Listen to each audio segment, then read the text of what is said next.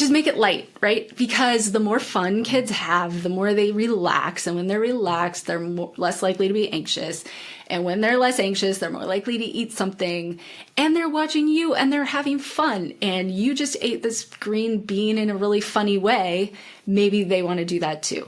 Do not underestimate the power of a little bit of fun and, quote, playing with food. It's a brand new day. Wake up every morning and say, it's a brand new day. Take a good day, make it great, okay? Hello and welcome to the Whole Parent Podcast. My name is John. I am at Whole Parent on all of the social medias. And this is a podcast all about how to raise kids who grow up to be resilient adults, who are resilient as kids, and to do so with confidence, because that is what most parents are lacking these days. All of us go on social media, or I guess some of us. If you're not on social media, you're probably doing great. But for those of us who go on social media, we constantly see all of these parents who seem like they have everything figured out. And I'm here to tell you that most of us do not. In fact, none of us have it all figured out.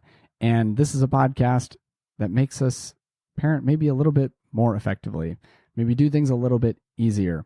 And this episode, boy, do I have a treat for you today, because I'm going to be joined by Jennifer Anderson, who is the creator of Kids Eat in Color, a social media account. She's a registered dietitian, and she focuses on toddlers and eating and getting toddlers to eat healthy, well-rounded diets, not demonizing food, creating positive, lifelong relationships with food and eating. And she has so many amazing tips for us today. She's going to dispel some myths around toddler eating. She's going to give us some good advice. We talk about everything all the way up to, red dye. Is that going to make your kid go nuts and bounce off the walls?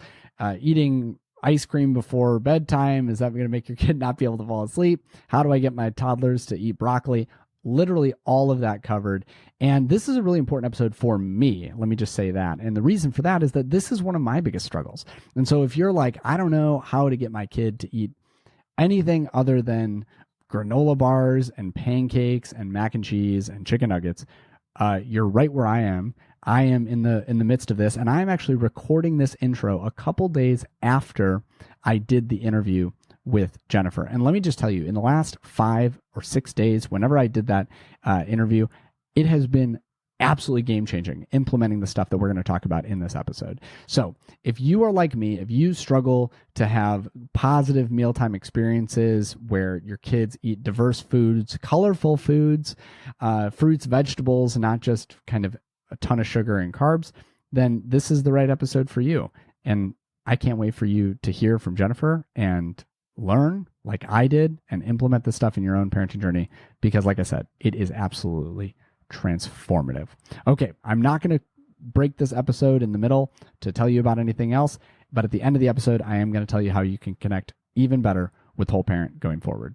Let's get to Jennifer. Hello and welcome to the Whole Parent Podcast. I am so excited for this episode. We are going to be joined by Jennifer Anderson. I'm a Swede. You'd think that I wouldn't trip over Anderson. I don't know. We haven't talked about this, but that was actually my family name before they came over off the boat. They changed their name to Fogel later on. They were Andersons. So you're one of my kinsmen. That's right. Although I married into it, so. Your husband is one of my kinsmen. That's right. But that we'll count it. And so Jennifer Anderson, man, I almost did it again, who is better known as Kids Eat in Color on all of the social media platforms. Jennifer, how are you doing today? I am great. Thank you so much for having me. Yeah. For the super long conversation before we even started recording. That's right. In the parenting space, it's so fun. Like, so many of us get along so well that people are like, oh, it's so cool that you had that person on. I'm like, oh man, you think it was cool? That was like the most fun that I had all week. So, I know, right? Yeah. So it's been good, but we're here talking about kids eating, and I've done one podcast kind of solo on this, but I'm going to be totally honest. This is probably my biggest parenting, I don't want to say weakness, insecurity. I'll say that. I've shared openly how I'm still in the process of recovering from being a yeller and trying not to yell at my kids. I've shared openly about a lot of my parenting struggles, but one that I kind of maybe hide is that we really struggle to help our kids to eat in color. Our kids basically eat a color right now. Brown or white. Sometimes brown and white. I'll give myself white rice, but yeah, brown. A lot of Z bars, if you're familiar with those. My son discovered them. It's like, if he had it his way, he would literally only eat Z bars. The problem is my kids do have it their way. So, so this is like total transparency. I kind of was this way with, Consagra, the Dr. Consagra on sleep. That's been a struggle for us too, but man, I have been so excited to get you on this podcast because this is going to be the episode where I ask all my questions. Yeah. So let's dive in because you know what? I have all the answers, and everything I will say today absolutely works 100% of the time with my own children.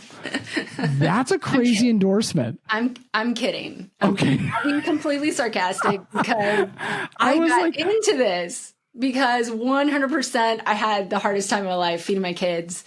And I was a dietitian, and you can only imagine how I felt about that. No, okay. So I'm glad that I was like, oh my gosh, is she being serious? No. Okay. So you struggle too. So this is just, let's just hit the misconceptions right up the front. Yeah. Kids are picky eaters. True or false? True. As we go through this conversation, you will see that I'm not like a true false sort of person. I'm not a black and white sort of person. I think there's a whole rainbow in between black and white. So in other words, your entire platform. Many kids are picky. Many kids are picky. Not all kids are picky. Likely, if you're a parent, someone, you've got a friend whose kid kid eats everything. And they're like, oh my gosh, all I did was I just did baby led weaning. And then my kids they eat everything. And I'm like, okay, tell me more. Or the friend whose kid sleeps 14 hours the day after they come from the hospital and like, that's my brother. He's got 5 kids. I don't know what he's doing, but they all just sleep all the time. Yeah. I don't know. They have to like wake up their kid. Like they'll have they actually have a new baby right now, but they're him and his wife had a baby who's like the exact same age as my youngest. And him and his wife, they were like, oh yeah, we have to like wake him up to eat. He like won't wake up to eat. And like, that's like our biggest concern. I'm like, come on, dude. I'm so sorry. yeah. Right.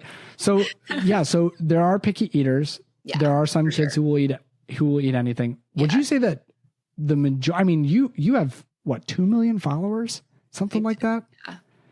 I mean, this is a big deal. This is not like I'm alone and struggling with this, right? No, not. In fact, I started Kids Eat in Color because I was standing in my pediatrician's office with my cute, chubby 9-month-old that I was, over the moon with. And she looks at me and she's like, he's not gaining weight. And I was like, wait a second. First of all, I almost fell on the floor because how is it possible? I'm a dietitian. Doesn't my kid know I'm a dietitian? No, he doesn't care. He doesn't care what I do. Doesn't he know how this is going to affect my reputation? Right. No, he doesn't care whatsoever. He's like, hey, I just learned how to walk. Why eat? So that's when I was like, wait a second. Feeding kids must not be like what I learned in dietitian school, which is like kids will just eat and stuff.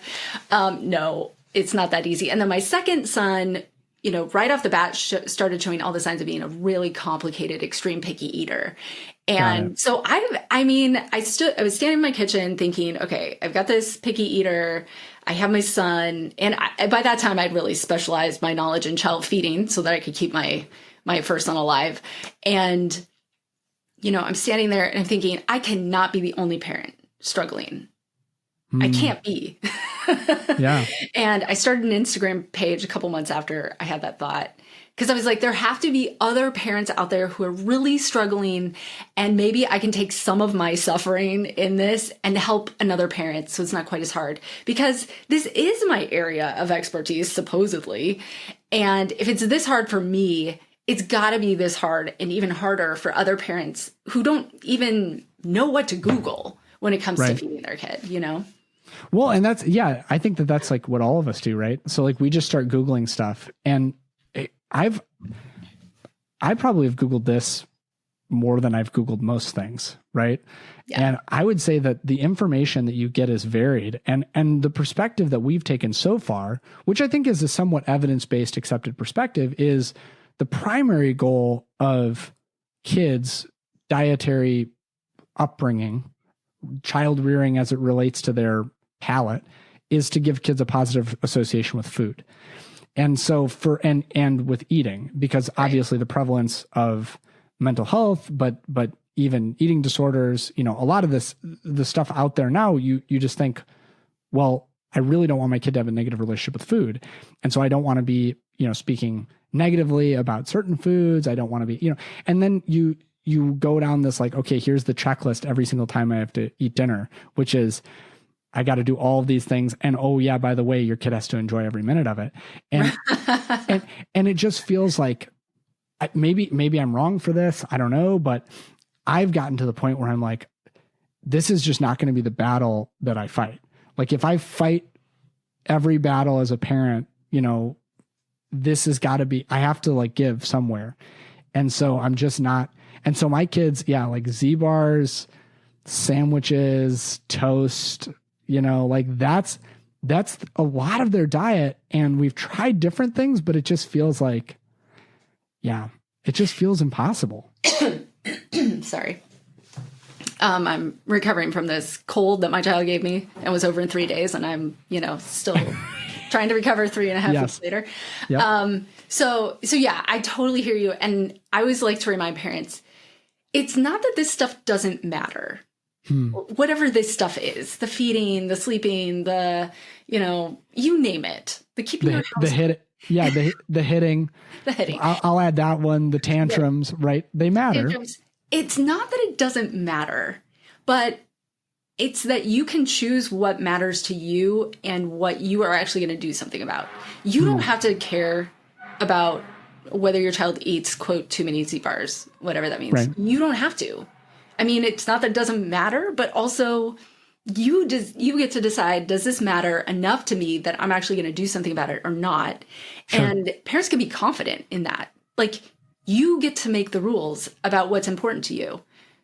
It's just true. And so if you're, you know, a lot of times parents listening to various conversations, so they're like, oh my gosh, I have to do this, or my child's going to be scarred forever. Like, I'm sorry, your child is not going to be scarred forever. Totally. It's just not true. Kids are not that fragile.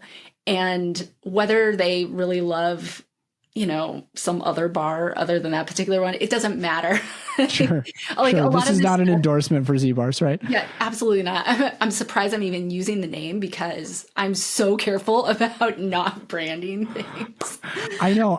You know, I would like, I'll just say like, I'm not a particularly big fan of these, right? I'm not saying like, you know, I'm just saying like, I don't know why, but like, it's all my kids will eat, but they're cookies. And even like my kids are like, wait, these are really just cookies, right? I'm like, yeah, they're cookies in a bar. It doesn't mean they're bad. Doesn't mean they're bad just because it's a cookie, but it just means it is a cookie. It just, let's not like make up something and say, oh, this is not a cookie. It just is. I like that. Instead of calling foods good and bad, I'm just going to start referring to foods as cookie and not cookie. That's right. Is this a cookie? Yes. That's a piece of toast with a full 2 tablespoons of cinnamon sugar on it. That's right. I think that's a cookie. It's a cookie. We're going to go with cookie. That's a really helpful. But I think, yeah, I think knowing what just hearing that I think is so, and this is something I try to do on every podcast, especially with guests, is to say like, you know, as you said, we don't have to care about everything, and we're probably not going to scar our anti-fragile kids for life, right? Like our kids are anti-fragile. And so a lot of the stuff that I talk about unrelated to food is okay, if your kid falls off the slide, like probably good for them. Like, Yeah. not Oh my like, gosh. right? Like I have letting your two kids. danger kids, right? Okay. So you're right with me. Let Letting your the kid kids fall off play the in the. side. I mean, obviously, it depends on your kid and all this Sure. stuff. But my kid got his first bloody nose at 6 months old because he tried to climb down the stairs face first. But guess what? He never did that again.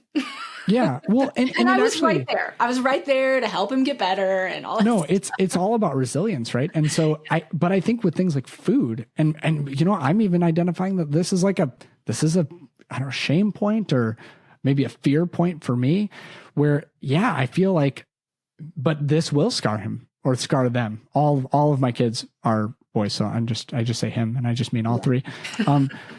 It will scar them for life because it feels like, man, if I really, really make a big stink about this. So just to give you some context, we tried again, this is not a branding. I won't even mention the brand. We tried one of the meal service things where it's like a preheated, like you just have it in your freezer, you just throw it in the microwave, and it's supposed to be all stuff like fun shapes, colors, and it's just like you just order like however many in a box, and you just like try and see if it's supposed to be nutritionally rich. My kids, but it was like my middle son would literally just say, "Dad, why are you being so mean right now?" When I like pulled one out of the freezer, "Why are you being so mean right now?" So I really feel like, yeah, I'm at a loss. So what can we do if we do care? Because I think we care. Like the interesting thing is the different battles that we choose. Like sleep is one that we've basically been like, we're not really going to care. Every sleep expert that I've talked to has been like, it comes out in the wash at 7. So like, it at 7, 8, 9 years old, whether you did this or that, your kid is they're going to kind of even out. Mm-hmm. With food, it seems a little different in that the more foods that they seem to be exposed to, and I've heard you say this in various forms, like the kind of the easier transition it's going to be to developing that palate later. So yeah, I mean, there is a decent amount of research that shows that, early exposure to a wider variety of foods tends to lead to kids eating more different foods over time. So it's not like it doesn't matter. At the same time, are there any foods that you've learned to eat as an adult that you were never exposed to as a child? I mean, my family, I never ate feta cheese as a child. Sure. It was like 3 times the cost of like, generic block of cheese. Why, we did not have very much money. I never tasted anything other than cheddar cheese, right? So have I learned to like it? Yeah, because it's fun, but it's not, we learn to eat things as an adult. Kids can learn to eat things. That said, it doesn't mean you should never expose your kids to stuff, because I like to remind parents, if your kid doesn't see it, they're not going to eat it because literally it's not even there. It's not there. So if you're like, it's not available. I want my kid to eat broccoli, but they never eat it, so I never serve it. Well, like, you gotta serve it. It has to be there for them to be able to eat it. So when I approach this sort of picky eating, when I'm thinking about long-term eating competence, what do I really want from kids? I want them to have a good relationship with their body. And that has several different facets. It means, one, I have a good relationship with my body, like whatever size it is, whatever it's doing, I have an appreciation for it. I can live in it. I'm not, hating my body or trying to make drastic changes to it, that sort of thing. But also it's keeping my body healthy. There is an element of what we eat does affect our health in some ways. Like, you take the example of a kid with allergies. Well, a good relationship with food for a kid with allergies is literally to never eat the allergen that could have a very drastic impact on them. Absolutely. So also, if you have a kid who never, ever, ever eats a fruit or vegetable, they're actually pretty high risk for things like scurvy, which, on one hand, people are like, what? That like, seems why are you using the word to me. scurvy? That seems insane to me. Like my kids are going to get like a pirate disease here. Right. The pirate disease. Believe it or not, we are seeing increasing rates of scurvy, which is crazy. It's like crazy. So when I say it matters, it's like, it does matter if your child ever eats fruits or vegetables. If they're not, then that's something that you may want to pay attention to. You may need to find a way to like get a supplement into them or something like that. Sure. At the same time, so we want them to have a good relationship with their body in terms of mindset, in terms of their physical body, in terms of maintaining its health and getting it enough, getting it what it needs. It doesn't mean you have to be on some like sort of like longevity diet where your kid has to be obsessed with every single thing they put into their mouth in the hopes they'll live to, 150 years old. But we do want to maintain some sort of level of health, right? If we can. So when we're thinking about long-term eating competence, like, can my child tell if they're hungry or full? Can they honor those feeding cues? Are they using food to soothe themselves, to handle emotions, to do these sorts of things? Like, I'm a big appreciator of like, hey, I can eat some potato chips and that will make me happy for a short time. I think that's amazing. I think that's a great tool. At the same time, if that's my only tool, that's actually not healthy. It's not healthy if I can't handle my emotions other than eating potato chips. So we want kids to be able to take care of themselves and to have an appropriate relationship with food that's, it's fun, it's connection, it's experiencing the world, it's, it's maybe even learning how food is grown. There's so many things that are around food. We don't want to add all sorts of emotional baggage on top of it, where we're like, oh, and now you're good or bad based on whether you ate XYZ number of Z bars or not, or, like whatever it is. So we want them to end up as adults who can eat enough foods to meet their nutrition requirements and who can enjoy the wide variety of experiences that go along with food. And they can, they can enjoy their bodies. They can go to a social event and get what they need. They can go to camp and eat food there. So we want kids to be able to grow into competent eaters, not necessarily kids who are going to be those, super adventurous kids who eat absolutely anything, anywhere, anytime. Sure. I don't have those kids. You don't have those kids. No. No, the parents listening to this episode probably don't have those kids. Sure. Well, and if they do, they might not be listening to this episode, right? They might be like, oh yeah, this is just not my struggle. And I think that just to hear you talk about that as like the person who makes the videos is so affirming to me, at least. I would hope it's affirming to the listeners as well, because for me, I mean, yeah, we talk about not creating this good and bad relationship with food. And I remember growing up, right?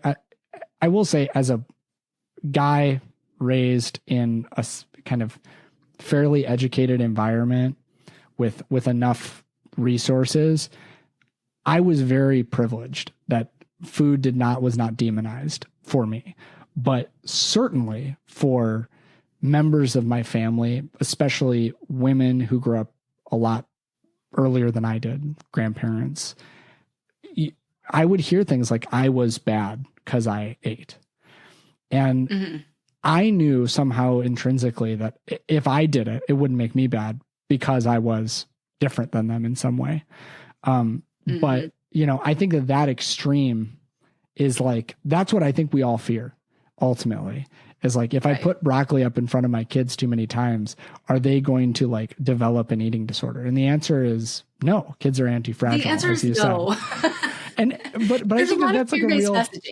Yes. Yeah. I think there's a lot of fear. The messaging so part of Kids Eat Color for me has always been trying to dispel this sort of fear-based messages that like, okay, if your kid eats candy, they're going to get cancer. No, if your child gets cancer, it's not your fault because you fed them some candy. Like there's all these sort of like really extreme messages that cause guilt and fear everywhere. And so much of my efforts over the years have been like, we don't have to be fixating obsessing about this good food, bad food thing. It's more complicated than that. There's a lot more nuance. But for the first time, I am now having to also add on this like common sense, nuanced approach to the sort of like anti-diet, kids intuitive eating stuff, where all of a sudden there are, especially this past around Easter when everybody's creating their candy content, like people are literally saying, well, do you want your child to eat a little bit less sugar now, or do you want to give them an eating disorder? And I was like, this is unacceptable. It is unacceptable to paint any foods in this crazy sort of fear-based thing of like, if you feed them the bad foods, they're going to have a lifelong thing. The same for relationship with food. Making your child, telling them, hey, you can only eat 2 pieces of candy is not going to give your child an eating disorder. Right. I just want to be really, really clear about that. Like, well, and if you're so concerned about that, disorders. yeah. Well, if you're really concerned, I think part of it is that we look for causation. What we find is correlation, and so do kids have an increased prevalence of eating disorders today? Yes. Oh my gosh, it is. It's like skyrocketing. But that's also true. Right? It didn't happen 25 years ago, and your parents let you eat whatever you wanted. So maybe it's not that your parents said it was different when your parents said have 2 pieces of candy at Halloween and then save the rest for tomorrow. Somehow you didn't develop an eating disorder. Maybe there's a thing called social media, and there's a thing called, like neural pathways in the brain that are geared and primed to try and, look at the highest, best good for society and to look at these things. And like, there's so many more factors. And so I do think it's, a lot of why I built Whole Parent. You've kind of said why you built Kids Eat in Color. A lot of why I built Whole Parent in part was to combat the fact that we do have to parent a little bit more intentionally, I think, in the age of social media. And so even if we do have to be a little bit more conscious of the ways in which we communicate about food, it's not to say that you say it wrong this time, or you've done this for 10 years, that it's going to ultimately lead to your kid having anorexia or something else, or being a binge eater. Like, that won't necessarily be the case. And I think that you saying that openly is really helpful. And I think that there's the three-headed dragon of this on social media, which is that there's the population of people who are like, have no restrictions at all, which ultimately functionally I'm in. I just keep it out of the house. Like, if I don't want my kids to have 100 M&Ms, I'm not going to buy a gigantic bag of M&Ms. So let me tell you this. What you're doing is you're practicing covert restriction, which is an evidence-based practice and is associated with better child health, great relationship with food, and everything. So let me just let you know, you're literally doing the best thing. If you don't, when your child doesn't know they're being restricted, all this drama is left behind, right? Because they don't realize, if your 2-year-old has never had something and you keep it away from them, they're not missing anything. This is covert restriction, and it's actually associated with great things. Now, once your child knows about it, and if they're like, hey, I want M&Ms, and you're like, no, those are bad. All of a sudden you've brought in a whole bunch of things. If you're like, hey, no more of those bars, they're not good for you, they're cookies, cookies are bad for you, you can only have so many cookies. All of a sudden you've brought in all this emotional baggage to this conversation, and it becomes much more complicated. Instead, if you say, hey, we're going to buy this box of bars once a week, it's this much money. I want to spend more money on other things. We need a variety of foods. We need lots of foods because every single food does something different in our body. All of a sudden, you have just told your child, hey, we need a variety of foods. You've given them a totally different perspective. And you've given them the really important information that every food is going to do something different in their body. And you've said nothing about how these bars are bad, or cookies are bad, or anything else. What I like to remind parents of is serving a variety of foods. It is important. And what that means to you is going to be different in different seasons. Let's say you're a mom, you're in your first trimester. Variety for you could be different varieties of crackers. Oh, yeah. Oh, yeah. Oh, yeah. Oh, yeah. This is going to look different at different times, but variety is important for nutrition status, for your kid's palate, all that stuff. And so as you're thinking, oh, I want to serve a variety of foods, I want to expose my kid, that is how your child is going to get used to more foods, and they're going to, learn to eat more foods. But it doesn't mean we have to be bad-mouthing other foods. You can make the decision not to have, cupcakes in your house. You can make that decision without saying anything bad about cupcakes. Really, and it also then it creates social pressure too for your kids, right? And this is something that we talk about. I mean, this goes way beyond food. The thing is with food is food's so culturally tied that when you start to badmouth cupcakes, right? And then you have a friend at school who brings cupcakes, and then your kid says, no, you're bad. Like, people don't even understand how this goes beyond eating disorders. Like, when you may not cause your kid to have an eating disorder by bad-mouthing cupcakes, but you may cause social pain for some other kid.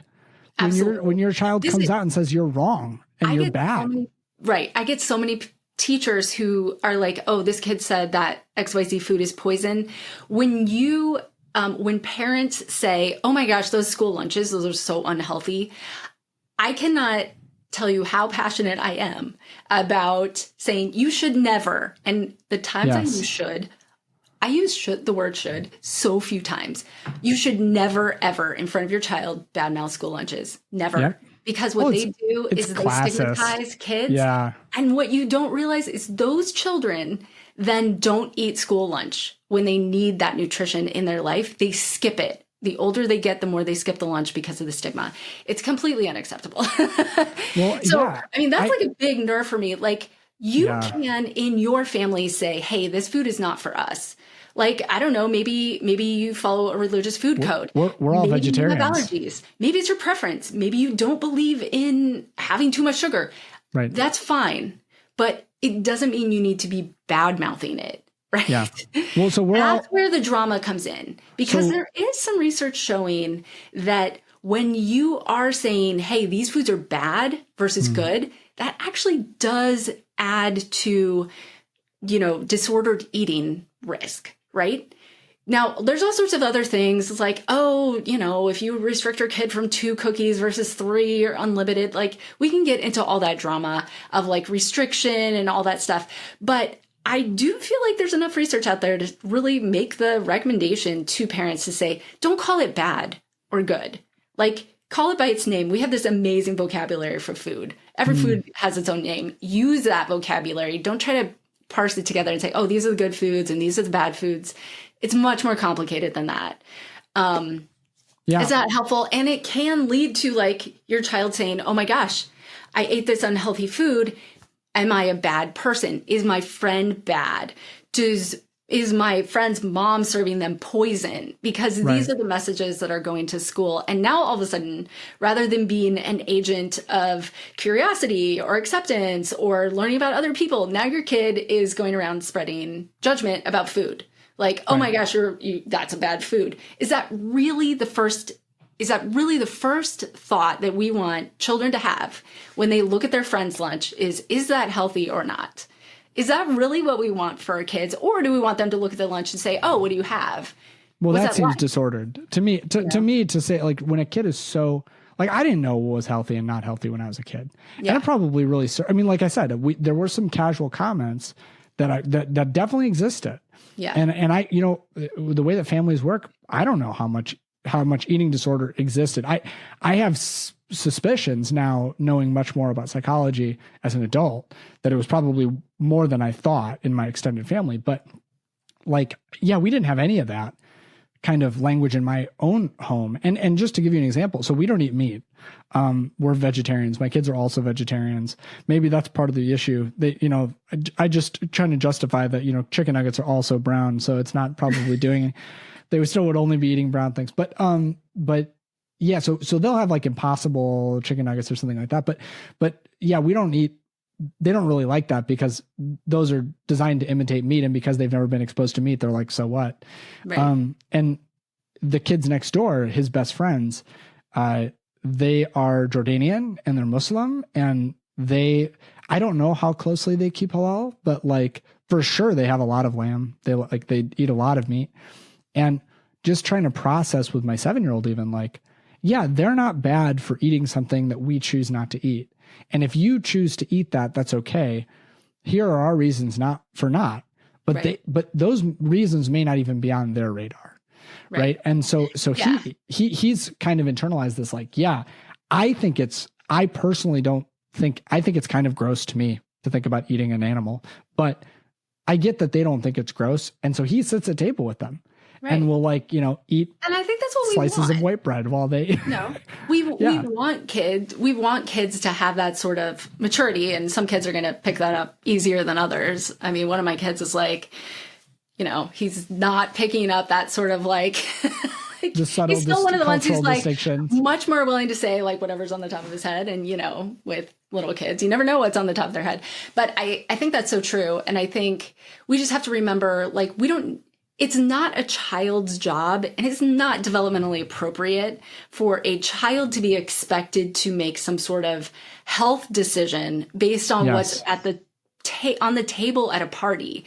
So like true. That is not for them to be making that call. It is their job to sit at your table, to sit at their own table at home, and to say, okay, my parents put these foods on the table or maybe even on my plate, and I'm going to choose which one of these to eat and which ones not to eat, right? Sure. And that is developmentally appropriate, because just like with everything, you, the parent, are setting the boundary. You're deciding what is there. That's your job. You can spend as much time as you want reading up on like nutrition books or whatever it is, right? But that's not your child's job. It's not their job to like carry that burden in this sort of weird food environment that we have, where there is a lot of food that if you just eat that food, your health might suffer, right? But that's not their problem. That's our problem to deal with. That is not their problem. So for us to put that on children, it's just not appropriate. Like why we don't need to be doing that. Instead, we need to be cultivating this sense of like, are they hungry? Are they full? Does that look good to them? Does that not? Because what they're doing is they're trying to listen, like what is their body saying? And that's an important skill, not just in eating, but in everything. Like what's your gut saying? What are you, listening to, that feeling you have when there's some weirdo, on the street watching you, or whatever, where you're like, I think I should run inside and go talk to my parents. It's all part of the same system of like being able to kind of tell what those internal senses are. So teaching kids to have that at the table, even if it means they're looking at that broccoli and they're deciding not to eat it, we see that as bad, but also them deciding not to eat it is also a skill, right? Interesting. And the more that we expose them to broccoli, the more they realize, oh, that's actually okay. It's okay for me to eat it. It's okay for me to poke it, touch it, whatever. And then I might decide to try it. That's great. But what we're doing is we are helping them become comfortable to the point where they're like, oh, this is actually not a threat to me, right? Because kids are scared of new foods. That is actually a thing. It's got a name, neophobia. I'm afraid of new foods. I'm afraid of new things. And this happens to be, related to food. But what we are trying to do is help them become comfortable. Like in our Better Bites program, parents are always like, well, what's the eating plan? It's like, nope, it's not the eating plan, right? If you've got a mindset, it's not the eating plan. It's not the foods. It's all about, can we help your child's body become comfortable? Can we help you create an environment that's going to help them become comfortable? And I think that's where we start to see, okay, what is my real goal? My real goal is to help my child become comfortable in the presence of variety and be able to meet their nutrition needs.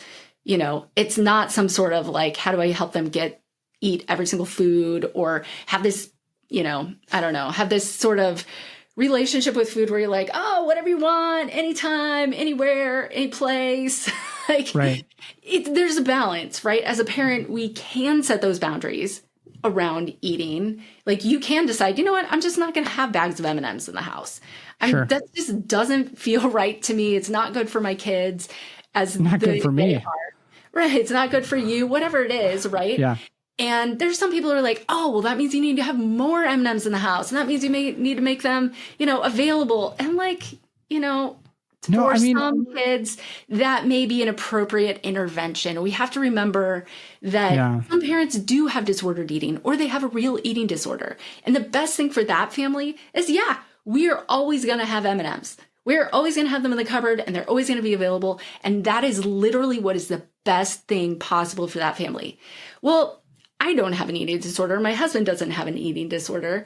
And in my family, having unlimited amounts of M&Ms all the time, like we could, but like that's just not to what end, right? And so there are variations on kind of this balance of like giving kids unlimited eating opportunities, also saying, this isn't always going to be in the house.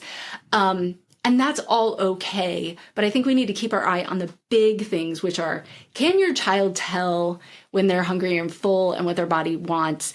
Are you providing as much variety as you can? And also, I just throw this in there, is your child like typically eating, or do they actually have like a really like more serious issue? Because there are times when parents are like, I've done everything. My kid is still only eating 10 foods. That's not typical for a child to only be eating 10 foods or 15, right? Well, so unless that's all they're being offered. Yeah. And there are times when you're like, wait a second, there's more going on here for my child beyond all these other things. Because I'm doing everything everybody is saying and nothing is adding up. So I'll also keep that in mind. We actually have a picky eating screener for parents to take. Oh, that's great. It can help them figure out like, okay, does my child have typical picky eating or is it something more? Is it beyond that? Yeah. Because we do find that's such a common question that we get specifically about picky eating that we want to make sure parents are not flipping out about something that's really pretty typical. Yeah. Because there's no reason to be laying awake at night if your toddler is only eating 2 bites of dinner every night. Because that's what toddlers do. It's so common. Like you don't have to be losing sleep over that.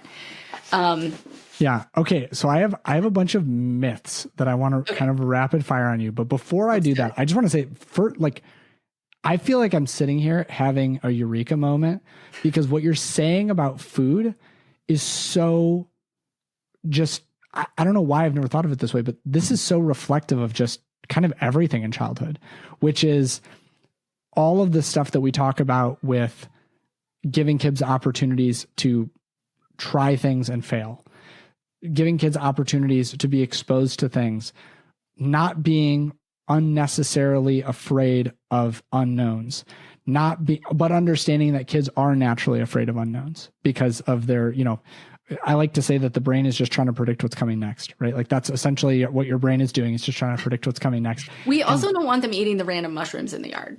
Right. So, and so kids, because they don't have as much information as us and they don't have the predictive ability, they don't know that just because, Brussels sprouts also have salt and were prepared in the same way that the broccoli was, that they're probably going to like both or maybe not, but at least let's find out.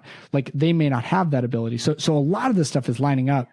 And especially when you just said, we want them to be able to trust their own sense of the world. I think when I'm just thinking about my own kids, I have given them so many tools out in the world to trust the sense of the world. But at the dinner table, I feel like we're not doing that at all. We're making the decisions for them. You're probably not going to like this. You probably are going to like this.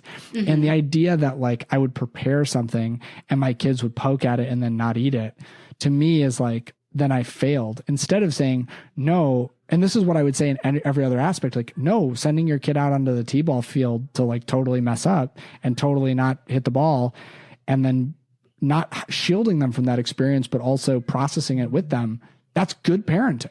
Oh yeah. Like that's, and I think so many parents are afraid not only of saying the wrong thing about food, not only of, certain foods, which are some of my myths here, but not only some of those things, but also of the world, right? Like we're all terrified. I talk about this in the book that I just got to copy edit phase, but yeah, thank you. But I just got to copy edit phase. And one of my chapters is about boundaries, but then also like where we probably need to have fewer boundaries. And one of those is like, I don't say this in specifics, but stranger danger is not like particularly healthy for kids because when they get into this stranger danger idea, then they think all strangers are dangerous. When in reality, your goal should be to foster that internal sense of here are the things that you look for that are problematic, strange behaviors, and then don't put yourself in positions, right? So like, I think the same is true. It sounds like the same is true with food, which is like, man, I'm telling my kids, essentially, I'm trying to shield them from all harm. And then what they wind up with, and this is what we now know of kids who are brought up to fear the world, whether that's falling off the slide, whether that's the strangers on the street, whether that's being outside of an arm's length from mom or dad out in public, which a lot of parents are like, we got to keep them within arm's length at all times. When kids grow up to be afraid of those things, they grow up into adults that are highly anxious and often are depressed. On the flip side, when your kid grows up kind of demonizing food and having to judge every single food, is this poison, is this not?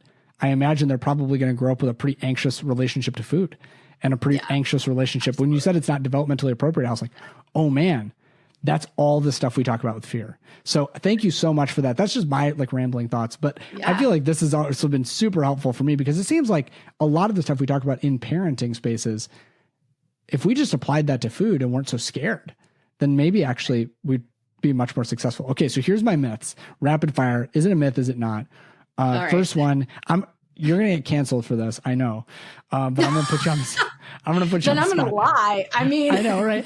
Okay. So first one, we used to feed our kids these green smoothies that were absolutely chocked full of spinach. And all of these people, and they like didn't have a ton of sugar. They were just like maybe frozen pineapple, but otherwise, and like an apple, maybe an orange, but it was like fruit, fresh fruit. And it was like spinach, water, and a couple pieces of fruit. People on the internet were like, John, you're going to give your kids some form of cancer from having too much spinach. Too much spinach. Oh my gosh. What's too your much verdict? spinach. Yeah. Okay. So that is the too much spinach idea. So spinach has what are called anti-nutrients. And this is not just spinach. It's all kinds of foods. Vegetable foods have these more. They compete in your body for other things. So like iron absorption, calcium absorption, like all sorts of elements. Your body is competing for absorption because you only have so many ways to like get it into your body. So spinach doesn't have very good absorption of say iron and some other things because it's so high in these nutrients. It doesn't mean it's not healthy. It for sure is not going to give your kid cancer. Like, let's get off the spinach is going to kill us train. Totally unhelpful. Should your child only be eating spinach? No. Sure. But a spinach, but a green juice once a day, not harmful to your kids. Probably good for them. No. Now, if your child has anemia or something like that, I would serve that green smoothie at a time by itself, and then the rest of the day serve your high iron foods. But like seriously, a green smoothie every day is not going to hurt your kid. It's just it might help your kid. Okay, in a lot of ways. Number 2, red dye. Oh, red dye. I don't understand why people are not more concerned about yellow 5 personally, but because there's way more evidence about yellow 5. You're saying there's more to fear? So here's the thing. Do dyes affect kids? They affect some kids. That's what the research shows. I don't think we should be making up stuff to say, oh, it doesn't matter. It does matter, actually. And for some kids, it can increase all sorts of symptoms, behavioral symptoms, ability to handle just about anything. It might cause tantrums. It may cause allergic reactions, like all sorts of things. This is true. It is true for a way smaller group of children than is being portrayed on social media. And I wish I had my stat like right in front of me. But I don't, so I'm not going to give you a number, but it is way smaller, way smaller than you would think. Over under 10%. That's what I'm trying to remember. Is it over or under 10%? Okay. So okay, but under under 25. Yeah, well, I don't want to put a number out there. I do have a highlight about food dye on my Instagram page, and that has actual data in it. Love it. One of my kids, I never worry about dye. The other one we actually suspect is sensitive to food dye. And so we just generally don't have it around because he seems to act super weird when he has it. But you know what? Call me crazy, right? Call me crazy. But I feel like a lot of the red food dye stuff is like your kid goes to a party. They have a cupcake with pink frosting. They come home and you treat them totally differently, knowing that they've had the red dye. Oh, absolutely. And kids 100%. will absolutely, kids look to us to understand their experience of the world, because we are the more regulated, in their mind should be the more regulated, parent child relationship and co-regulation. And so I think a lot of parents, like, because that happens, this is why it's so damaging to tell your child not to trust their emotions. You're not hungry right now, right? Because they'll believe you. Like, they'll actually be like, yeah, you're right. I must not be, because you must know more than me about this. The same thing is true, I think, with the red dye thing. It's interesting to find out that there is some validity to it. I'm willing to accept the data. Right. It's not totally made up, but at the same time, I think overblown. I mean, why do we have it? It seems stupid that it's in there, especially since it does affect some kids. But you're right. And you would love the data on, like, does sugar make your kid hyper? Oh, no, yeah, no. No, it doesn't. Like, well, that was my next one. I've never met a parent in real life who's like, oh yeah, I could totally see that. They're like, no.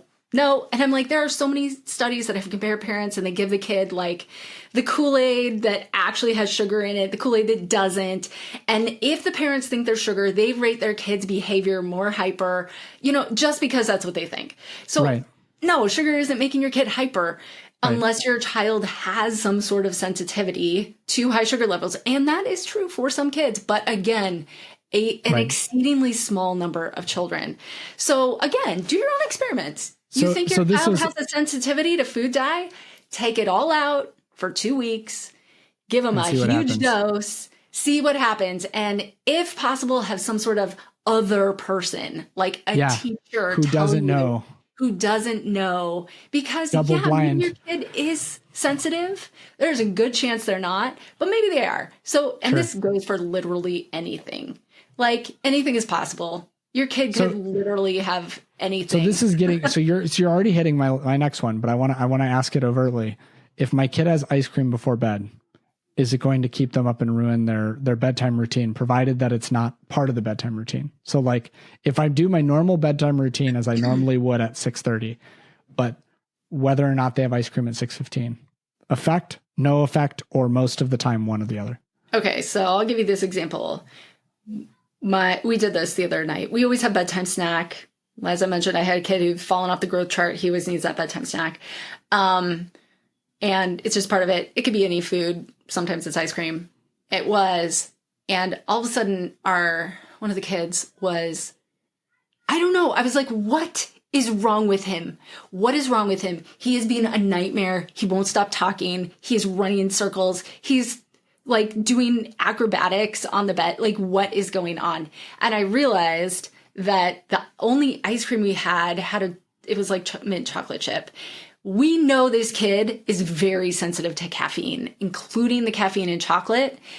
Oh my gosh. And I was like, I can't believe we accidentally gave him this ice cream. Worst decision on the planet.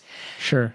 Okay. Other kid, not sensitive to caffeine or chocolate, no effect whatsoever. Is it going to affect your kid? Probably not. Had we given them all vanilla ice cream, no effect whatsoever. If it is, it's probably not even the thing that you think it is. Yeah. Yeah, exactly. Okay. Now that kid, like, chocolate in the evening, he knows he's not allowed to have it. So he's like, we're like, sorry, man, you can have chocolate in the afternoon. I mean, not in the evening. All adults get too much caffeine, but there definitely are those among us. My brother can pound a Coca-Cola an hour before bed or in bed and just be gone. My wife drinks caffeine after 3 p.m. She's cooked. So I think this is probably the same with other people. I cannot even have chocolate. I can't have any caffeine any part of the day and still be normal at this point. There you go. So we have to trust our bodies in the same way. So, okay. So then next question. This is kind of my last one, but I do want, just before we get here, so that you can also be answering and thinking at the same time, which is impossible, but I'm going to make you do it. How do we introduce, if you had to give us like 5 steps or 6 steps, or if you have them, how do you introduce your kids to new foods? I want to get to that in a second, but my last one is, my toddler seems to go through periods where he doesn't eat at all. My toddler also goes through periods where he seems like he will eat the rug. Normal? Should I be concerned? 100% normal. 100% normal. Now, if your child truly is eating nothing, as in not one bite at every meal. That's not normal. Generally, that would be a time to just check in potentially with a pediatrician or something. Like when a child is not eating anything, that's actually when I recommend like, hey, call a local professional just to get a gut check on this, because that's not normal. But your toddler eating almost nothing one day and eating literally as much or more than you ate is very typical, extremely typical. Or I would like say front ending, like every parent has experienced. So like front end loading, kids who will not eat after like two, like this is what goes for us. I would never say that my middle one doesn't eat at all. He's the one who does this more than my other two. He doesn't like not eat at all, but he'll not eat after 2 p.m. Yeah, that's like, super typical because they're tired. Well, we don't realize it takes a lot of energy to eat. You got to sit, you got to focus, you have to like coordinate your body, you have to chew and swallow and breathe and deal with any sort of food neophobia you have, or, you know, anxiety related to eating, pressure that your parents are putting on you. It's a lot. We don't realize just how much it is, how much of an energy thing it is for kids to eat. So if your child is like, you know, they make it to 2 p.m. and they're like ready for nap time, or maybe they don't have a nap, but they're still technically really could use a nap because they're like don't have it in them, or they've been in daycare all day or school all day, whatever, and they're coming home. They're tired. They're done. They've already eaten their food, in which case I just recommend, because parents are then like, oh my gosh, they didn't eat any vegetables today. Start serving the vegetables at breakfast. I know this sounds crazy. Start serving the foods that you wish they would eat earlier in the day, and then you'll be so this is step one. So I've done this intuitively, but that's funny that you say that, because I'll like serve like an omelet with vegetables, and my kid will eat it for breakfast. Right. Yeah, not going to touch it at dinner. Okay, so top 5 tips or steps or whatever, however you'd frame it. We got 5 minutes. How can I get my kid to eat some more foods? And then I want to make sure people know how to connect with you so that they can get all this information and more. Yeah. So first thing, we've been talking about this a lot. As the parent, get in your brain what your job is, which is to serve the food.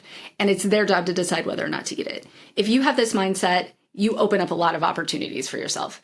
The second thing is to actually serve the food that you want your child to eat. That might mean serving foods that you know your child is not going to eat. So don't make that much because you're going to be eating a lot. Don't put a cup of peas on their plate. Put 1 pea on their plate. Use micro portions. That's what I call them. And I like that. So, but you got to have the food there, right? Until they see it and become familiar with it, they're not going to eat it.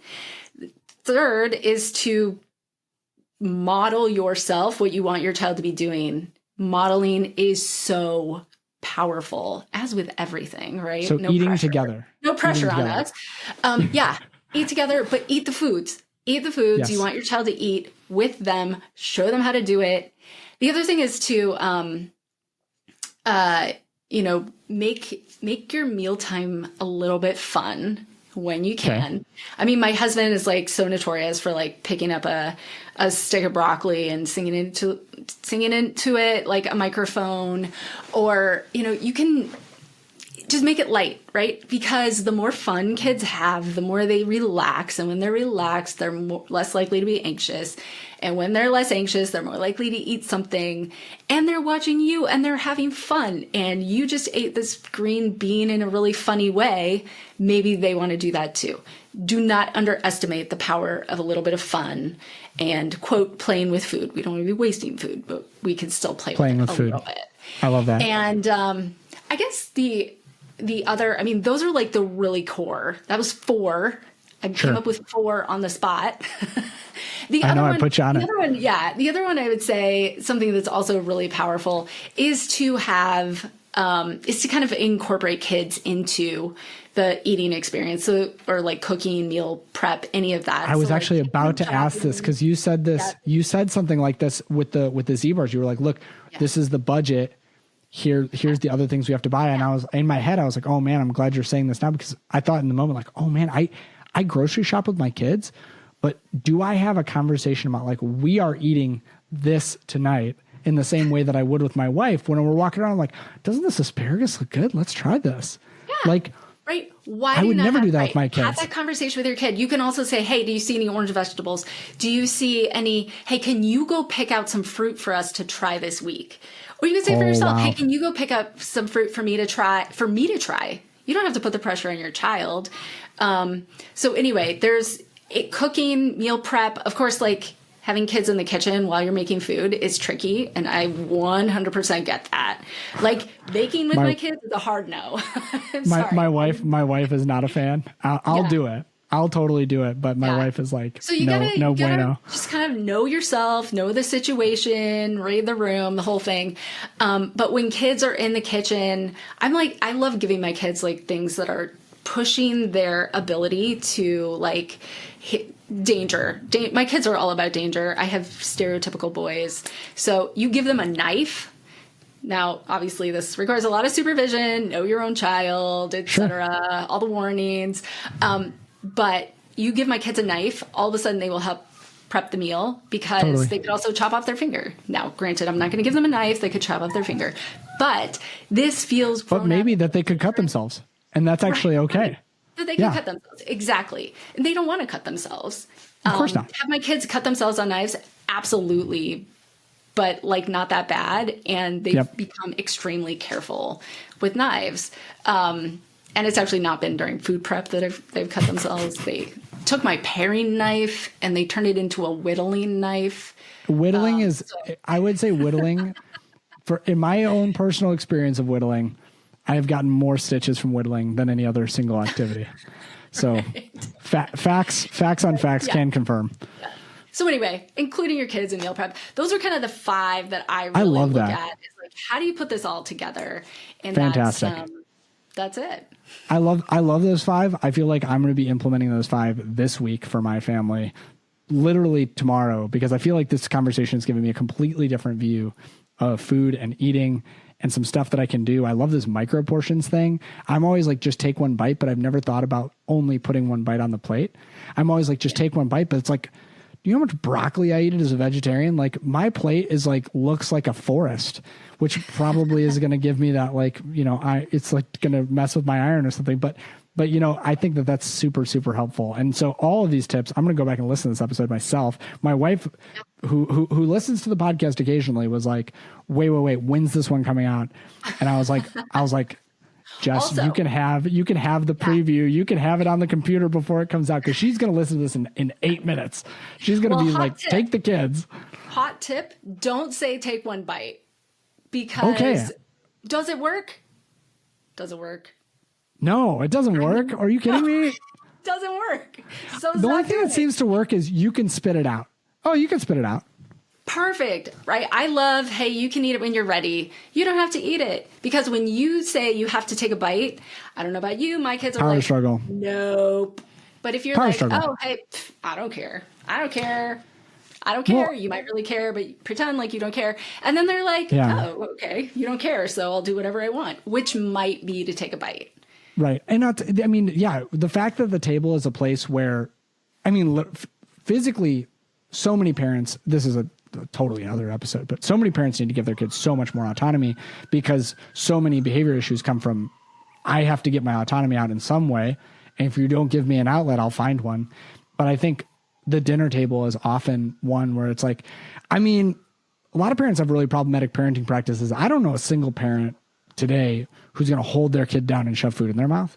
And thank God, by the way, but because of that, it's sometimes the only place where a kid feels like I have control. And we know, right, from eating disorder research, a lot of it's about control.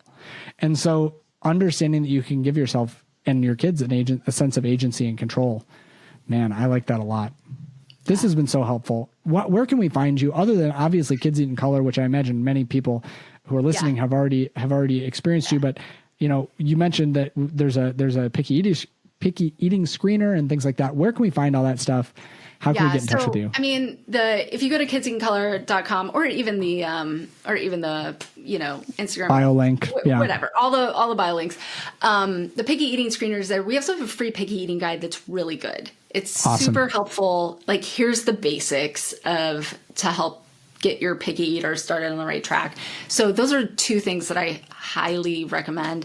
And Do you have a then link? Do you have a link to that we can just put in the show notes for people? Oh yeah, absolutely. Awesome. Okay, we'll put that in the show notes so that you can just go right. Well, the website Kids Eat in Color will also be there. Yeah. Yeah. Okay. How else? Search. Yeah. What's that? How else? How else can we get in touch? Oh yeah, I mean that's pretty much type in Kids Eat in Color, see what comes up. Here you are. The website, the social media, those are the big places. I love it. Yeah. On behalf of my own personal family, but also on behalf of all of the people with picky eaters and all of the toddler parents who feel so much better after listening to this, Jennifer, thank you so much for being on the Whole Parent Podcast. Absolutely. Thanks for having me. Wow. Was I not right? This is one of the best episodes that we have ever had on the Whole Parent Podcast, bar none. At least for me. Maybe this isn't your favorite episode. Maybe this is something that for you, you're like, yeah, everything she said, I've been following her on social media. I do all this stuff already. But for me, this has been a total struggle. And like I said, I'm recording this intro and now the outro, which you're listening to right now, a couple days after. And I've implemented this stuff since then. And it has been so, so helpful. In fact, I even sent an email about it last week. And that's what I wanted to tell you about. If you are listening to the Whole Parent Podcast on a regular basis, but you're not on the email list yet, you got to get on the email list. Why? Because I send out a really, really informative, helpful email about parenting every single Thursday. And that email includes things like my tips for helping your kids to become a little bit less picky with what they eat. Stuff that I learned from people like Jennifer, stuff that I learned from other guests that we have. And so if you're on that email list, great. If you're not, go to the link in the description of this episode, go to the show notes and click on that first link. It goes to my email landing page or email list landing page. You can enter your information in there. I'm not going to spam you with a bunch of buy this. I'm not going to sell your data to anybody, nothing like that. The email list is just your way to stay connected with all things Whole Parent and especially to get that extra parenting advice that you might need. And we don't always have time to listen to every single podcast, but on Thursday, you know that you're going to get an email that's going to help you parent better every single Thursday. So without further ado, I'm going to end this episode because it's already been one of my longest episodes ever. I'm glad that it was one of my longest episodes ever because it's one of the most chocked full of good information, helpful information, like I've said, that I've already started to apply in my own life with my own kids, and it's been super, super life-changing for us so far. So that's all I got for you today. Thanks for listening to the Whole Parent Podcast, and I'll see you next time.